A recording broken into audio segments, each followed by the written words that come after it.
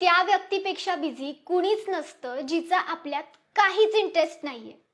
समजलं नाही? बघा, जर तुम्हाला प्रत्येक वेळी हेच एक कारण ऐकायला मिळत असेल ना, की मी नाही करू शकत कॉल, मी नाही करू शकत मेसेज, मी खूप बिझी आहे, मला खूप कामं असतात, तर नाही, ते तितके बिझी नाहीये जितके तुम्हाला सांगताय. काय असतं ना, गोष्ट प्रायोरिटीची असते आणि तुम्ही नाही आहात त्यांची फर्स्ट प्रायोरिटी, आणि ही गोष्ट तुम्ही एक्सेप्ट केली पाहिजे. आणि आता ही गोष्ट तुम्हाला समजलीच आहे, तर कशासाठी त्यांच्या मागे लागताय? यात चुकी त्यांची नसते, आपली असते. आपल्याला माहित असून सुद्धा की त्या व्यक्तीला माझ्याशी काहीही घेणं देणं उरलं नाहीये आता, तरी सुद्धा आपण त्याच्या मागे लागत राहतो. बघा, आता तुम्ही सुद्धा सारखं सारखं त्यांना कॉल मेसेज करून तुमचा वेळ आणि तुमची रिस्पेक्ट अजिबात वाया घालवू नका.